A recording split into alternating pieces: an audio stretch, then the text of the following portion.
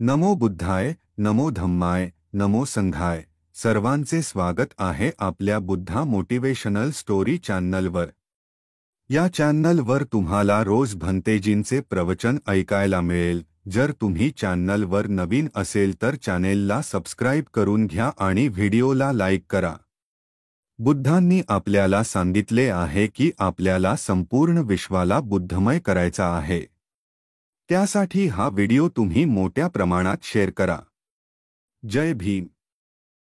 म्हणून आपली श्रद्धा कशी असावी तर आपली श्रद्धा असावी घटिकार कुंभारासारखी असावी. श्रद्धा कशी असावी तर घटिकार कुंभारासारखी असावी. आणि ही श्रद्धा घटिकार कुंभारासारखी कशी असावी म्हणून एकदाचा प्रसंग आहे. आपले भगवान, आपले शास्त्रा, आपले महाकारुणिक गौतम बुद्ध जेव्हा एका खुल्या जागेमधून पूज्य भिक्खू संघा समवेत जात होते. सगळा भिक्खू संघ भगवंताच्या पाठीमागे चालत होता. भगवंत खुल्या जागेतून 3.5 हात पुढे पाहत चालले होते. चालता चालता भगवंताचा सेवक, भगवंताचा उपस्थापक पूज्य आनंद त्यांच्या बाजूलाच होते. जेव्हा भगवंत चालत होते आनंदाने पाहिलं की भगवंतांनी खुल्या जागेकडे पाहून स्मित हास्य केलं आणि आनंदाने हेरलं की माझे भगवान, माझे तथागत, माझे कारुणिक विनाकारण स्मित हास्य करत नाही, विनाकारण हसत नाही. आपले भगवान गदगद कधी हसत नव्हते, फक्त स्मित हास्य करत होते. भगवंताचा चेहरा नेहमी प्रसन्न असायचा आणि जर काही कारण घडलं तर भगवान स्मित हास्य करायचं. लगेच आनंद गुडघ्यावर बसला आणि काय म्हणतो, अहो कधीतरी जसं उमराचं फुल उमलावं तसं माझे शास्त्रा कधीतरी स्मित हास्य करतात, पण विनाकारण करत नाहीत. या खुल्या जागेकडे पाहून माझ्या भगवंतांनी स्मित हास्य का केलं याचं कारण कळलं तर माझ्यावर अनुकंपा होईल असं आनंदाने विचारलं. भगवान म्हणाले, हो रे आनंद, या खुल्या जागेकडे पाहून मला आठवलं की माझ्यासारखेच एक सम्यक संबुद्ध होऊन गेले आणि ते सम्यक संबुद्ध तिथं बसायचे आणि हे मला स्मरण झालं म्हणून तिकडे पाहून मला स्मित हास्य आलं. असं म्हटल्याबरोबर आनंद एवढे हुशार होते, आनंद एवढे सेवाभावी आणि दक्ष होते कारण ते बहुश्रुत होते.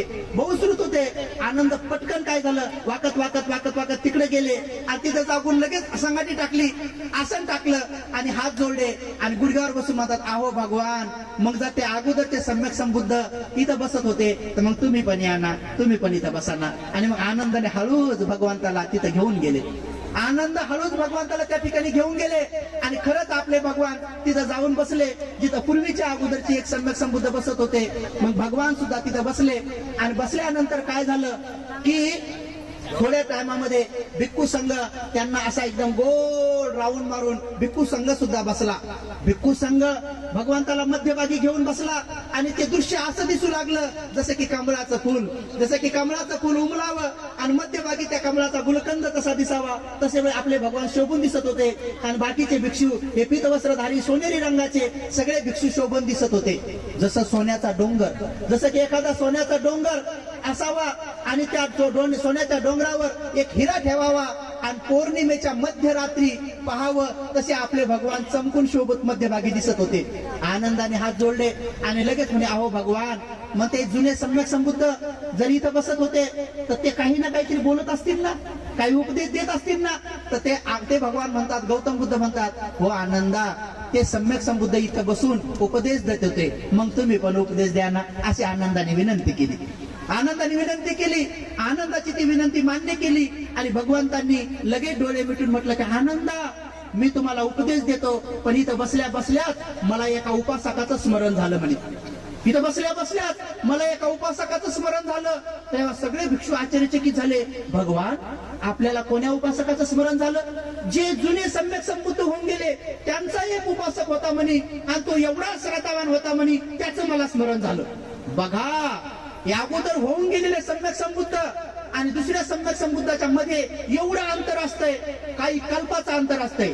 कल्प म्हणजे समजा असा 9-10 किलोमीटर खड्डा खोदायचा, लंबा, रुंद, खोल, आणि तिच्यामध्ये मोहरी टाकायच्या, सरसो, आणि दर 100 वर्षांनी एक सरसो बाहेर काढायची, एक मोहरी बाहेर काढायची. जेव्हा त्या सगळ्या मोहरी संपतील तेव्हा एक कल्प संपतो. एवढा कालावधी. एवढा कालावधी माझा जातो आणि जेव्हा गौतम बुद्ध होतात तेव्हा त्या काळात कश्यप सम्यक संबुद्ध होऊन गेले, त्याच्या काळात एक उपासक आणि त्याचं स्मरण व्हावं तर विचार करा त्याची श्रद्धा कशी असन. एका बुद्धाला एका उपासकाचं स्मरण व्हावं तर ती श्रद्धा कशी असन.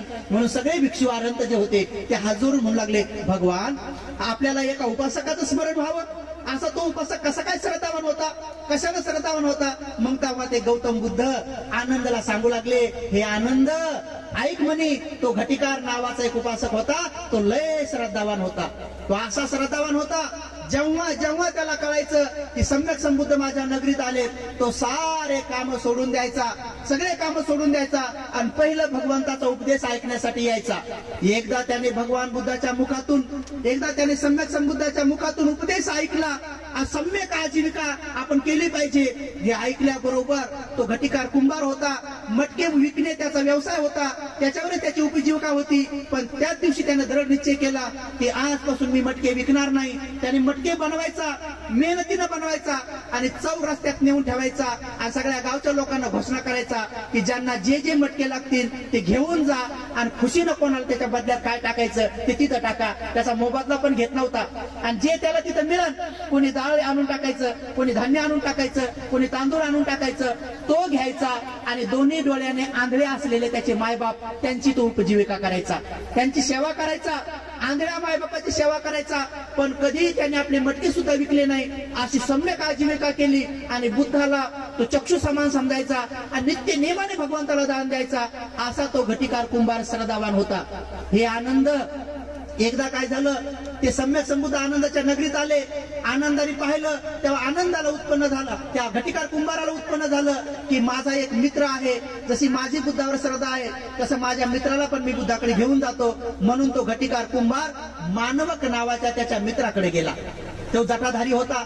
त्याला म्हणे, ए मानवका, आज आपल्या नगरामध्ये सम्यक संबुद्ध आलेत, त्यांच्या दर्शनासाठी माझ्यासोबत चालना मित्रा. त्यांचं दर्शन घेतल्यानं माणसाच्या जीवनामध्ये दुःख कमी होतात, सुखाचे आगार खुले होतात आणि एक दिवस साऱ्या दुःखातून मुक्त होण्याचा ते धम्म शिकवतात. त्याच्यावर आरूढ होऊन माणसाचं कल्याण होतं. असं ते संघ पण घेऊन आलेले आहेत, चल ना. तो मानवक म्हणे, नाही नाही, मला काय बुद्धाचं दर्शन घ्यायचं नाही. तर तो म्हणतो, अरे ते बुद्ध इतिपिसो आहेत, अरहंत आहेत, सम्यक संबुद्ध आहेत, विचारानं संपन्न आहेत, सुगत आहेत, लोकविदू आहेत, अनुत्तर पुरुष धम्म सारथी आहेत. अरे ते सत्ता देव मनुष्यानंद असे ते बुद्ध भगवान आहेत, चालना त्यांच्या दर्शनाला. 9 गुणांनी प्रशंसा केली तरी तो म्हणे मला नाही यायचं.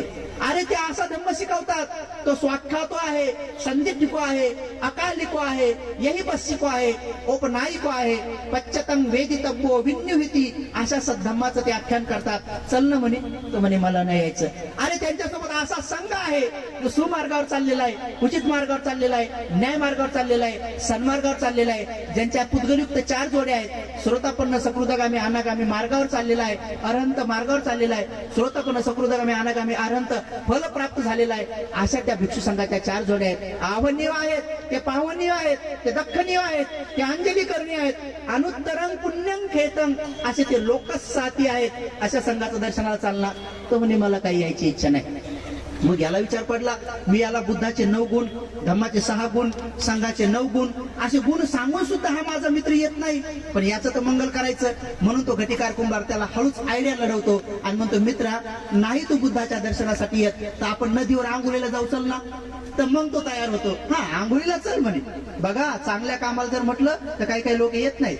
तुम्ही पण विहाराकडे जाताना कोणाला म्हणा की बाई चला ना विहाराकडे, तर काही काय म्हणतात व्हा पुढं, आणि पुढे गेल्यावर म्हणतात यायचं काय काम आहे, जसं काय त्याला घटनाच लिहायची माझ्या नाव ठेवतात. कधी कधी नाव ठेवतात. काही काही महिला तर कोणाच भंतीचे आले तर म्हणताना म्हणतात बाई तुमचे भंतीचे आले होते म्हणतात. बघा श्रीलंकेमध्ये म्हणतात आपे हमद्रुनी, म्हणजे आपले भंतीजी. श्रीलंकेत म्हणतात आपे हमद्रुनी आणि आपल्याकडे म्हणतात तुमचे भंतीजी. बघा असं टोचून बोलतात कधी कधी कोणाला, तुमचे भंतीजी आलते नाही तुमची असं म्हणतात, असं बोलतात कधी कधी. पण तिथं बघा जेव्हा त्यांनी पाहिलं तर चल ना म्हणे. मग आंघोळीला गेले आणि आंघोळीला नदीत उतरले, गळ्या एवढ्या पाण्यात उतरले आणि या घटिकार कुंभाराने काय केलं, जवळ गेला मानवक नावाच्या मित्राच्या जवळ गेला, नेहमी त्याच्या जटाचा सन्मान करत होता, त्या जटाला वंदन करत होता, पण हाच घटिकार कुंभाराने जवळ जाऊन त्याच्या जटामध्येच हात घातला, त्याच्या जटामध्ये हात घातला आणि हात घालून म्हणे, ए मित्रा, अरे हे डोकं बघ म्हणे, भगवान बुद्ध इथून दिसू लागलेत म्हणे, आता चल ना दर्शनाला. तेव्हा त्या मानवकाने विचार केला की याने माझ्या जटात कधी हात नाही घातला, आज जटात हात घातला, निश्चित स्वरूपात काहीतरी त्या बुद्धात असलं पाहिजे, म्हणून तो म्हटला की चल मग जाऊ. मग दोघंही गेले. भगवान हा माझा मित्र आहे, मानवक आहे, याच्यावर अनुकंपा करा, याला उपदेश करा, असं 3दा प्रदक्षिणा घालून वंदन केल्यानंतर याचना केली. आणि खरंच हे आनंदा त्या घटिकार कुंभाराला, त्याच्या मित्राला त्या महाकारुणिक बुद्धांनी असा सुंदर उपदेश दिला. उपदेश ऐकून दोघांनी वंदन केलं. दोघं रस्त्यात जाऊ लागले.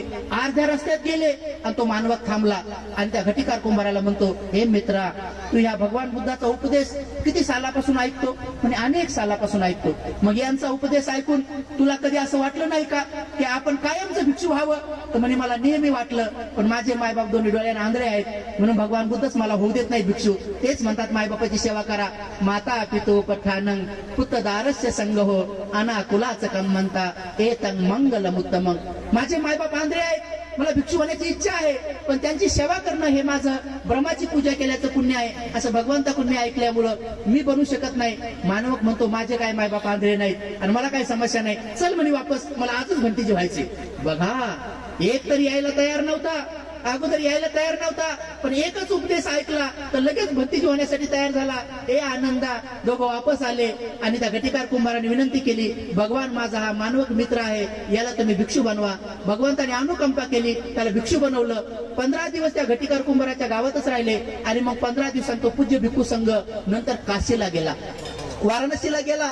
तिथे किकी नावाचा राजा होता, तो राजा राज्य करत होता. जेव्हा ते किकी नावाच्या राजाने ऐकलं की सम्यक संबुद्ध माझ्या नगरीत आलेत, त्यानं सगळे कामं सोडून तो भगवंताच्या दर्शनासाठी गेला, वंदन केलं, भगवंताला उद्याचं भोजन सांगितलं. 7 दिवस पर्यंत भगवंताला भोजन देत राहिला आणि 8व्या दिवशी जेव्हा भगवान बुद्ध भिक्खू संघ जाऊ लागले, तेव्हा राजा आडवी झाला, गुडघ्यावर बसला आणि विनंती करू लागला, अहो भगवान, अहो भगवान, तुम्ही आता वर्षवास सुरू होणार आहे, तर माझं नगर सोडू नका, इथंच राहा, वर्षवास इथंच करा, मी तुम्हाला वर्षवासाचं निमंत्रण देतो.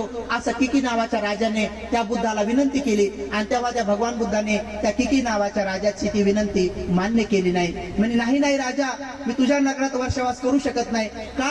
कारण मी एक निमंत्रण स्वीकारलेलं आहे, निमंत्रण स्वीकारलेलं आहे.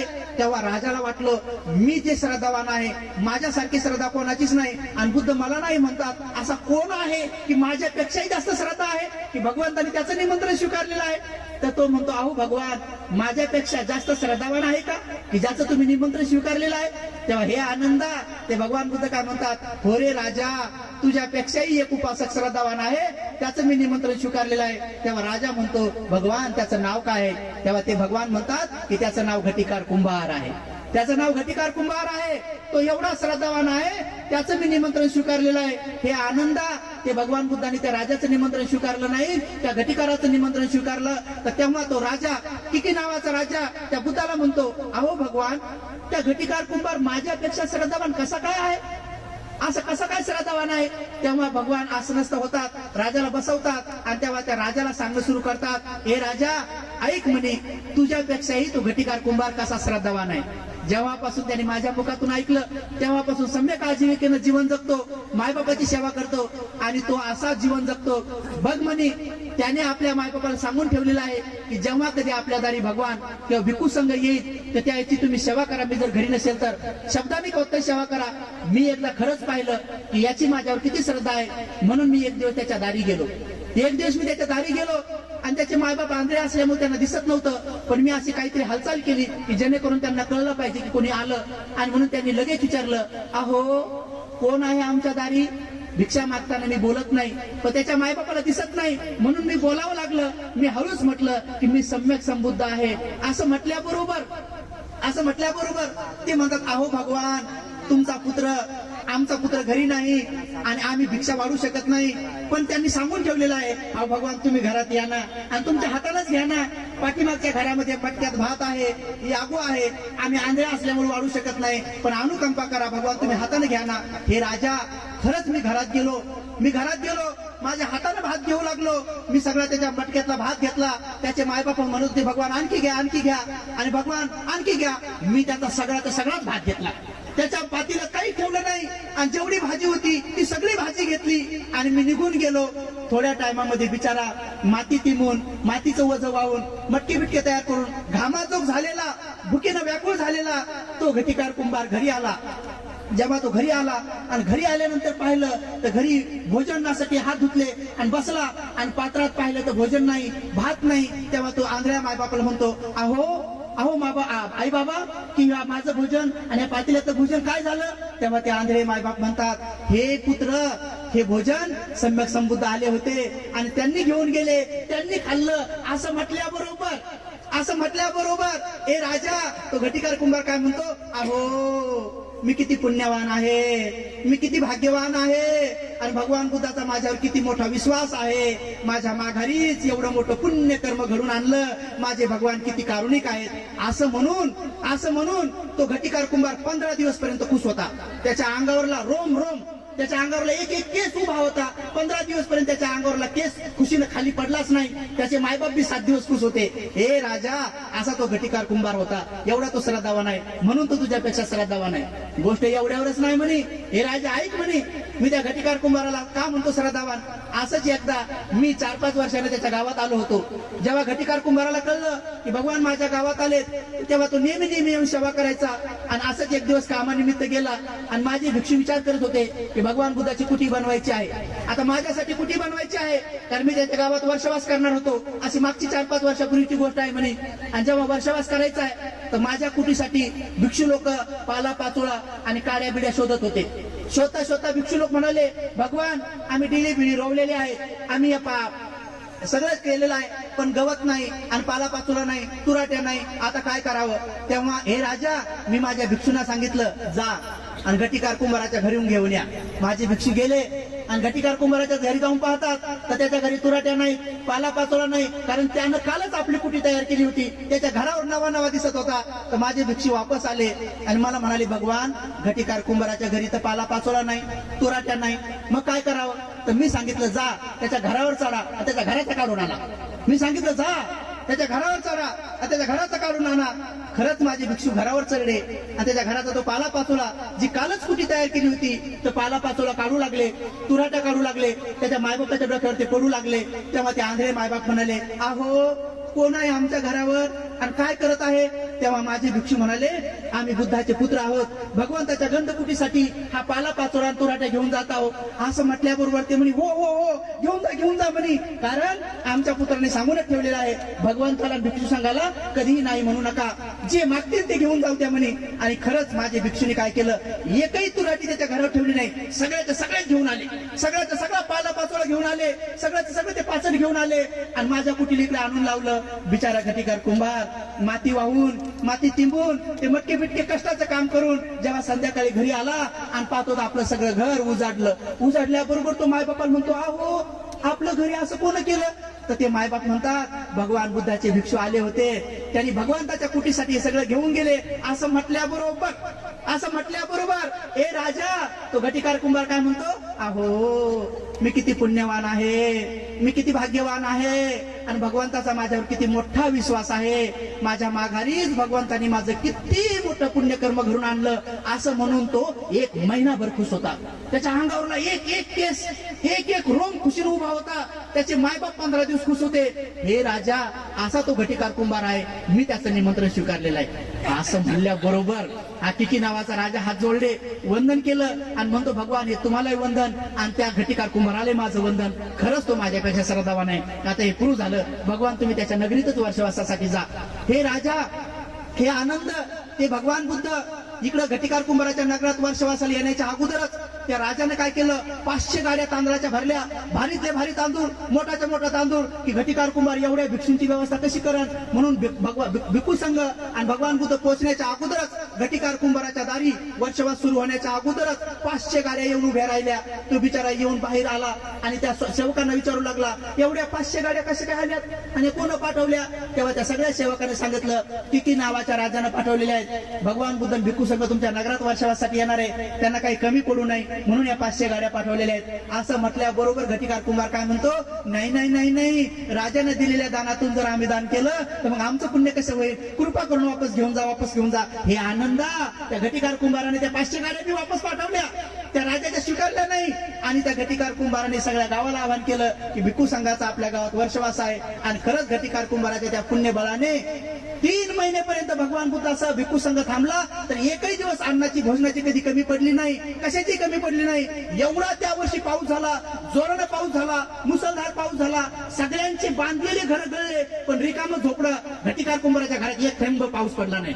घटिकार कुंभाराच्या घरामध्ये एक थेंब पाऊस पडला नाही. तेव्हा सगळे भिक्षू आणि लोक आश्चर्यचकित झाले, भगवान घटिकार कुंभाराचं घर तर उजाड आहे, उघडं झालेलं आहे, 3 महिने एवढा पाऊस पडला, पण त्याचे आंधळे मायबाप या उजाड घरामध्ये सुद्धा सुरक्षित आहेत. तेव्हा भगवान बुद्ध म्हणाले, बुद्धाला आणि प्रमुख भिक्खू संघाला दान देण्याचा हा पुण्य प्रताप आहे. म्हणून उपासक आणि उपासिकांनो, हे दान देण्यासाठी अशी श्रद्धा लागते. आणि आपल्या माघारी जरी काही पुण्यकर्म केलं तरीही माघारी म्हणावं लागतं की भगवंताचा माझ्यावर किती विश्वास आहे. मला सांगा, या वर्तमान काळामध्ये कोणी भंतीचे आपल्या घरात तर जाणार नाही, डायरेक्ट किचन मध्ये तर जाणार नाही, हातांत घेणार नाही. पण सभागती समजा जर कोणाची परीक्षा घ्यायसाठी एखाद्या भंतीत जर किचन मध्ये गेले आणि सगळा भात नेला आणि खाल्ला, तर आपली महिला म्हणून का की बाई मी किती पुण्यवान आहे आणि किती भाग्यवान आहे आणि भंतीचा किती मोठा विश्वास आहे, मग आमचा सगळा भात खाल्ला, किती चांगलं केलं असं नाही म्हणणार. उलट म्हणते, शोभलं भाई भंतीचे किचन पर्यंत यायचं काय काम आहे असं म्हणते. किचन पर्यंत काय काम आहे, बाई उभं राहिलं तर दुसऱ्या घरी जावं काय का नाही. आणि खाल्लं तर खाल्लं बाई, बुवा असा भुकेला आला आणि काहीच नाही तर मला 2 दिवस मार भेटला माझ्या भंतीची बोल. असं बोलू त्या भंतीला असं सुकून टाकतील आहे का नाही. पण असं म्हणणार नाही की भंतीची किती चांगले आहे, किती मोठं पुण्यकर्म आहे आणि माझ्या वाट्यावर हे टाकूनच दिलं. भंतीजीने मला सांगितलं काय तुम्ही बेडशीटच घेऊन टाका, माझे भंतीजी किती चांगले आहेत, मला सांगूनच टाकलं तुम्ही पाकिटच बनवा. तुम्हाला सांगितलं पूर्ण पाण्याचं तुमच्याकडेच आहे आणि भोजन तुमच्याकडे आहे. असं जर कोणी भंतीजीने केलं तर म्हणायचं, अहो आमचे भंतीजी किती चांगले आहेत आणि किती मोठा विश्वास आहे माझ्यावर विश्वास आहे म्हणून मला डायरेक्ट असं सांगून टाकतात. म्हणून उपासक उपासिकांनो, दान देत असताना सुद्धा आपण अशा श्रद्धेनं दिलं पाहिजे, श्रद्धा जपली पाहिजे. तर आपली श्रद्धा घटिकार कुंभारासारखी असली पाहिजे. आपल्यामध्ये कधी आळस नसला पाहिजे, प्रमाद नसला पाहिजे आणि आपल्यामध्ये अहंकार नसला पाहिजे. आळस, अहंकार, प्रमाद हा आपल्याला श्रद्धेकडे घेऊन जाऊ देत नाही आणि श्रद्धा तोडायला लावतो. आणि आळस असला, प्रमाद असला, अहंकार असला तर तो आपल्याला बुद्ध धम्म संघाचं दर्शन घेऊ देत नाही. म्हणून आळस काढून टाका, अहंकार काढा. म्हणून याचं एक तुम्हाला उदाहरण सांगतो आणि नंतर दुसऱ्या मिनिटामध्ये 1-2 उदाहरणं सांगून प्रवचन समाप्त करतो. तर आळस आणि अहंकार हा कसा आपल्याला दुःखाकडे घेऊन जातो, तर याचं एक उदाहरण सांगतो. असंच एक दोघं जोडपं होतं, दोघं नवरा बायको होते, त्यांना 2 मुलं होते. संध्याकाळची वेळ होती, नवरा जेवला, पोरं जेवले आणि जाऊन पलंगावर झोपले. नंतर बायकोनं सगळे कामं केले आणि सगळे कामं केल्यानंतर ती बिचारी जेवली आणि नंतर ती पलंगावर जाऊन अंग टाकलं आणि तेवढ्यात त्या बायकोचं लक्ष गेलं की दरवाजा उघडाचे. बघा आळसी आणि अहंकारी कुटुंबाचं कसं होतंय त्याचं उदाहरण आहे. मग तिनं असं अंग टाकलं आणि दरवाजा उघडा दिसला तर तिला थोडा आळसच आला. मग तिला वाटलं आता हे दरवाजा लावा म्हणून तिनं पोराला काम सांगितलं. पोराला म्हणे, बाबू उठ म्हणे आणि दरवाजा लाव, कडी लाव म्हणे. पण पोरग निघलं आळशी. पोरग म्हणे, मी नाही लावत म्हणे, लाव वाटलं नवरा उद्या उघड. मग तिनं पोरीला काम सांगितलं, म्हणे उठ व काटते, लाव दरवाजा. बघा पोराला बाबू आणि पोरीला काटते. कितीतरी लोक पोराला काजू बदाम खाऊ घालतात आणि पोरीला भाजेल शेंगदाणे खा गापा गापा. काही काही लोक म्हणतात पोरी हे लोकांचं धन, दुसऱ्याचं धन. कारण पोराला काजू बदाम खाऊ घातले पाहिजे, चांगलं सुधारलं पाहिजे, म्हातारपणात कमरात लात मारायला. आजपर्यंत कोण्या पोरीनं कमरात लात मारली याचा इतिहास नाही. जर भावानं नाही सांभाळलं मायबापाला तरी कितीतरी महिला आपल्या नवऱ्याला लाडगुड लावतात, म्हणतात माझ्या मायबापाला ठेवावं, मी साडी नाही मागणार, तुम्हाला लाडगुड लावून ठेवायला लावतात. पण मायबापाला कधी अंतर देत नाहीत.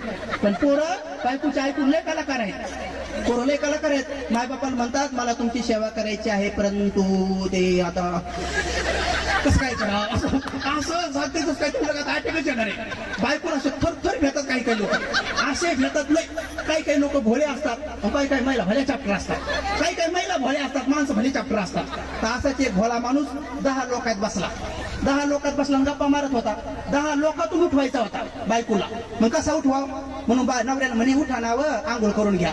तर ते म्हणे आत्ताच तर केली. त्याला काय माहिती उठवायचा प्रयोजन म्हणून, त्याला कळलंच नाही की उठवायसाठी बोलली म्हणून. तर असे लय कलाकार असतात. तसं हे अहंकारी कुटुंब होतं. पोराला म्हणे उठले म्हणे बाबू, आणि पोरी म्हणे उठव काटते आणि दरवाजा बंद कर. पोरगी निघली आळशी. पोरगी म्हणे मी नाही करत दरवाजा बंद, राहू दे म्हणे उघडाच. मग आता तिनं सांगितलं नवऱ्याला काम, म्हणे उठाव दरवाजा बंद करा. नवरा म्हणे आपण बायकोचं काम ऐकत नसतो, बाकी तिकडं काही करीन म्हणे, पण बायकोचं नाही ऐकत म्हणे. बघा तो अहंकारीच निघला. पोरं निघली आळशी आणि नवरा निघला अहंकारी. अवघडच काम झालं. आणि मग नंतर बायकोला आला राग, म्हणे घर काय माझं एकटीचं थोडी आहे, सगळ्याच आहे, राहू द्या म्हणे उघडच, मी पण नाही करत. मग घर तसंच उघड. आता काय करावं. मग बायको थोडी हुशार होती. म्हणे एक काम करा, आपण काय करू, 4 जण एक शर्यत लावू. आपल्या 4घामध्ये जे अगोदर बोलन ते उठण कडी लावण. नवरा म्हणे ठरलं, जे बोलन ते कडी लावण. मग बसले 4 जण टुकू पाहू लागले एकमेकाकडे, पण कोणीच बोले ना. जसं काय जलमताच मुक्की आहे. कधी पाहतात दरवाजाकडे, कधी पाहतात खिडकीकडे, कधी पाहतात पत्राकडे. असे खयन कुठ बसले, पण कोणीच बोले ना. 1 घंटा झाला. 1 घंट्यानं आलं कुत्रं, आणि कुत्रं दरवाज्यात आलं. सगळ्यांनी पाहिलं, पण कोणच हाड म्हणलं नाही. कारण हाड म्हणावं तर कडी लावा लागते. कारण याचं ठरलंय ना की जे बोलून ते कडी लावून म्हणून. कुत्रं जसं आलं तसं तडक पिठा गेल्यागतच घेतलं. त्याला जेवढं पीठ खायचं तेवढं पीठ खाल्लं आणि भुरकं तोंड करून याच्याकडे पाहून गेलं, पण कोणा हाड म्हणलं नाही. लयच अहंकारी, लयच आळशी. पण शेजारी एक बाई होती, तिनं पाहिलं की हिच्या घरातून कुत्रं पीठ खाऊन गेलंय. म्हणून ती म्हणे अगं फलाने तुझ्या घरामधून कुत्रं पीठ खाऊन गेलंय ना, तर ही आतूनच तिला करते. कारण बोलावं तर कडी लावावं लागते. आता त्या बाईला वाटलं माईला सांगायला गेलं मला असं करते, भातारी गेली जाऊन झोपली. खाऊ खाल्लं म्हणे. निम्मी रात्र झाली तरी कोणी कोणाला बोलायला तयार नाही. निम्म्या रात्री दोघं पोरं गेले झोपून, आणि दोघं नवरा बायको उरले. कधी पाहतात पिठाकडे, कधी पाहतात डब्याकडे, कधी पाहतात दरवाजाकडे. निम्म्या रात्रीपर्यंत बोलायच ना. लयच आळशी, लयच अहंकारी. निम्म्या रात्री आला एक चोर. चोराला वाटलं दुसरे घरं बिरं उघडण्यापेक्षा तोडण्यापेक्षा दरवाजा उघडा दिसतो इथंच चला. चोर दरवाज्यात आला. दोघांनी टकटक पाहिला, पण कोणीच बोललं नाही. तर बोलावं तर कधी लावावं लागते. चोराला वाटलं हे बोलत काऊन नाही, यांची झोप असं उघडे डोळे ठेवले काय. चोराला आपल्या मनात तर्क काढला, घरात शिरला. त्याला जेवढी चोरी करायची तेवढी चोरी केली. गथुडं बांधून यायच्या समोर गेला तरी बोलले नाही लोक. रोज पक्के. शेजारी एक म्हातारा जागी होतो. त्या म्हाताऱ्यानं पाहिलं तर म्हातारा आतून म्हणतो, अरे फलाण्या तुझ्या घरामधून चोरी करून चालला ना चोर. तर आतूनच त्या म्हाताऱ्याला करतोय. कारण बोलावं तर कधी लावावं लागते. तर म्हाताऱ्याला असं वाटलं यानं असं काऊन केलं. म्हाताऱ्याने मनानं डोकं लावलं, चोर 2 आहेत वाटतंय. एक गेला आणि दुसऱ्या याच्या डोक्यावर दगड ठेवून ये म्हणून म्हणते बाबा तुम्ही नका येऊ, असं बोलते. म्हातारा मनानं डोकं लावलं आणि म्हातारा बाहेर पोलीस स्टेशनला गेलं. आणि पोलीसवाल्याला म्हणे चला आमच्याच्या घरी चोरी झाली, 2 चोर आहे, एक पळून गेला, एक आहे. निम्म्या रात्रीचं पोलीसवाला आणि ते म्हातारं निम्म्या रात्री यायच्या घरी. निम्म्या रात्री आले, दोघं बसलेले होते, अजून बसलेलेच होते. आल्या बरोबर पोलीसवाला म्हणे का रे कसा होता चोर, किती उंच होता आणि काय नेलं आणि पीठ कोणा सांडवलं. पण हा बोलायच ना, कारण ह्या दोघांचं ठरलं ना ते बोलून ते कडी लावण. पोलीसवाल्याला काय माहिती आहे काय ठरलं म्हणून. पोलीसवाला बोलतोय हा बोलत नाही म्हणून पोलीसवाल्याला राग आला. पोलीसवाल्याने बेत घेतला आणि याच्या पाठीत जोरानं मारला. यानं तो बेत कुक्कुम करून खाल्ला, पण बोललाच नाही. ते पोलीसवाले म्हणे गधाड्या तुझ्या घरी चोरी झाली, हे म्हातारं मला सांगत आलं, मी ड्युटी सोडली, हे झोप सोडली आणि तुझ्या घरी आलो. मी तुला एवढ्या वेळेस विचारतो चोर कसा होता, काय होता सांग, तू सांगत नाही. म्हणून रागाच्या भरामध्ये पोलीसवाल्याने त्याच्या पाठीमध्ये 4 बेत मारले. यानं 4ही बेत कुक करू खाल्ले, पण बोललाच नाही. 4ही बेत. मग पोलीसवाल्याला जास्तच राग आला. पोलीसवाल्या म्हणे बेट्या आमच्याकडे अट्टल गुन्हेगार येतात, त्याला आम्ही पोपटासारखं बोलायला लावतो म्हणे. तुला बुटाखाली तुडवतो आणि पट्ट्यानं हाणतो तेव्हा तू बोलशील म्हणे. असं नाही बोलणार. असं म्हटल्याबरोबर त्यानं पट्टा काढला आणि याला मारायचंय. तेवढ्या त्याची बायको उठली म्हणे बापा मारू नका. असं म्हणल्याबरोबर तिचा नवरा म्हणे याला म्हणते पठ्ठ्या चला उठलाव कडी. पाय पठ्ठ्या त्या पठ्ठ्याला घरातच कुक करूच तर मार खाल्लाय. अरे या पठ्ठ्याचं कुत्र्याने पीठ बी खाल्लंय, अरे या पठ्ठ्याची चोरी बी झाली. तर असे पठ्ठे लय आहेत आपल्या समाजात. बरं पठ्ठे आहेच आहेत, पण पठ्ठींनी काही कमी नाहीत आपल्याकडे, पठ्ठींनी लय आहेत. म्हणून आपल्याला काय पठ्ठींनी व्हायचं नाही आहे, आपल्याला उपासक उपासिका व्हायचं आहे. आणि म्हणून नित्य नियमानं आपण श्रद्धायुक्त चित्ताने दान कर्म करत राहा, शील पालन करत राहा. कधी घरात वाद कटकटी करू नका, तंटा करू नका. महिलांच्या हातात आहे घरामध्ये शांतता नांदवण्याचं काम. महिलांच्या हातात आहे घरात शांतता नांदवण्याचं काम. जर महिलांनी मनावर घेतलं तर घरात कधी भांडण होणार नाही. तर जी नवकी सुनवारी आलेली असती त्या सगळ्या लोकांनी आपल्या सासू सासऱ्याला प्रेम करायचं, नवऱ्यावर प्रेम करायचं आणि घरामध्ये सुख शांतता. आईच्या सहनशीलतेमध्ये, तिच्या सेवाभावामध्ये दुर्गुणी पतीला सुद्धा सद्गुणी बनवण्याची ताकद आहे. म्हणून माय बावल्यांनो, तुमच्यातली ती सहनशीलता पाहून बुद्धाने तुम्हाला सांगितलेलं आहे, म्हणून तसं करा. पण काही महिला तसं करत नाही. एक म्हणून आपण दानी बना, सिलवान बना, ध्यानी बना. आपण चिकट माणसारखं बनू नका. 1 रुपया दानाचं धम्ममय भारत मिशनचा प्रोजेक्ट सुरू केलेला आहे. वर्षाला 365 रुपये ऑनलाईन पाठवून द्या. एक मुठभर धान्य जेव्हा आपले पुढच्या वर्षी मे महिन्यामध्ये आपल्या शाळेचं काम सुरू होणार आहे. 7.5 एकर आपण जमीन घेतली. इंग्लिश मिडियमची शाळा सुरू होणार आहे. शिवरामध्ये मुलं शिकतील. जर आपण तिथे 1000 पोरं ठेवले, 800-900 पोरं डॉक्टर इंजिनियर बनून गेले घरी, तर चांगले अधिकारी बनतील. आणि 100 पोरं जरी उरले चिवरातले, तर ते भारत बौद्धमय करण्यासाठी ते पोरं काम करतील. आणि म्हणून 1 रुपयामध्ये आपल्या शाळा सुरू होतील, आपले दवाखाने सुरू होतील, आपल्या नोकऱ्या लागणं सुरू होतील. आणि तिथं 2 एकर मध्ये दवाखाना आहे. 2 एकर मध्ये म्हातारपणात ज्यांना कोणी सांभाळत नाही अशा म्हाताऱ्या लोकांची सुविधा तिथं होणार आहे. आणि म्हणून आपण धम्ममय भारत मिशन सोबत जुटा. सर्वांचं मंगलो भवतु सबमंगलम, भवतु सबमंगलम, भवतु सबमंगलम. साधु साधु साधु बुद्धं नमामि, धम्मं नमामि, संघं नमामि.